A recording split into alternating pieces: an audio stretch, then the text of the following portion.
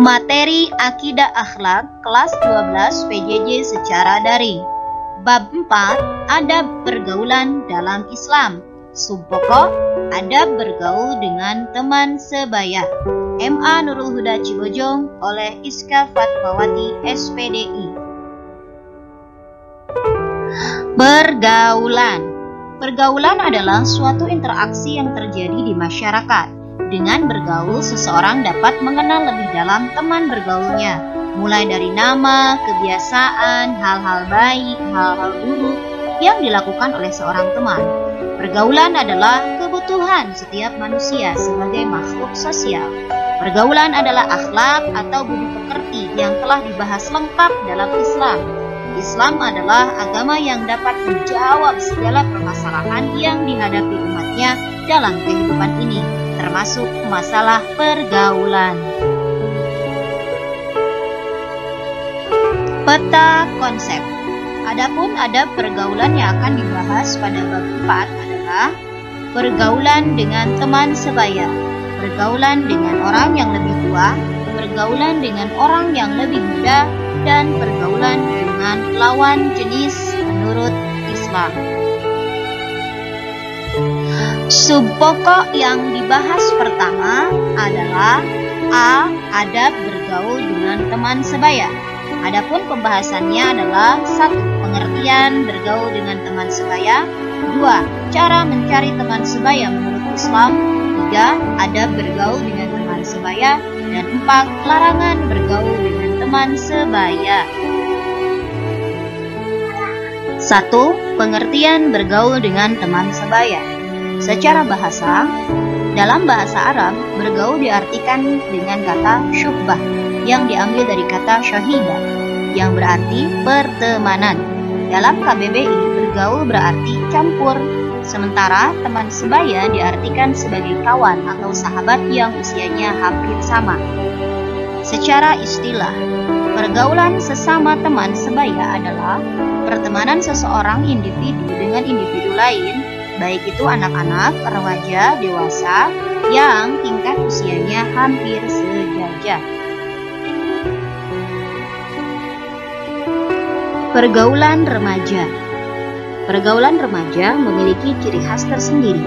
Seorang remaja memiliki kebutuhan yang kuat untuk diterima oleh teman sebayanya.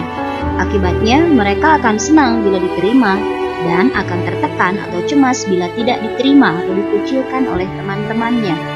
Bagi seorang remaja, pandangan teman-temannya terhadap dirinya merupakan hal yang sangat penting. Teman sebaya dalam pandangan seorang remaja merupakan kelompok baru yang memiliki ciri khas, norma, dan kebiasaan sendiri yang sangat berbeda dengan lingkungan keluarganya.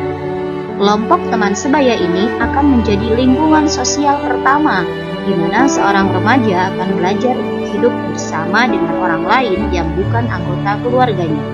Disinilah seorang remaja dituntut memiliki kemampuan baru dalam menyesuaikan diri dan dapat dijadikan dasar dalam berinteraksi sosial dalam cakupan yang lebih besar. Fungsi terpenting dari teman sebaya adalah sumber informasi, tempat curhat, serta mengekspresikan jati diri.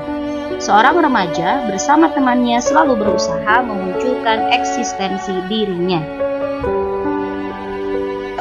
2. Cara mencari teman sebaya yang baik menurut Islam. Dalam hadis Abu Hurairah, Rasulullah bersabda, "Al-mar'u ala dini khalilihi falyanzur ahadukum mayyukhalil," yang artinya seseorang bergantung pada agama temannya.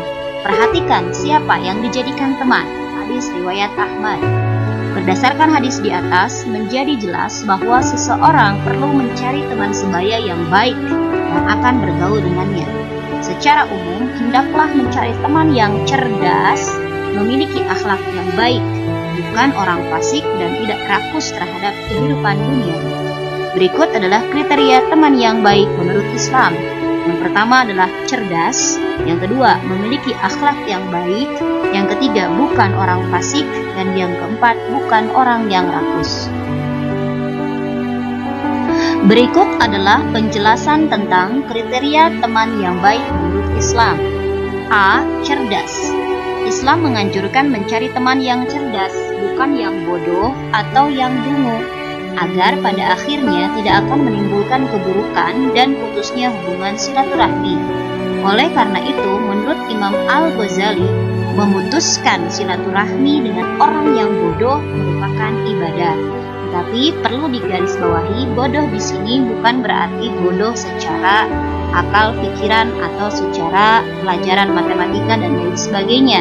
Tapi bodoh di sini adalah dalam perilakunya, sehingga kita tidak terbawa ke dalam perilaku yang buruk atau jahiliyah tersebut. B. Memiliki akhlak yang baik. Carilah teman yang memiliki akhlak yang baik. Seorang teman yang telah diliputi oleh emosi, kikir, penakut, dan cenderung mengikuti hawa nafsunya tidak akan menghasilkan pergaulan atau pertemanan yang baik.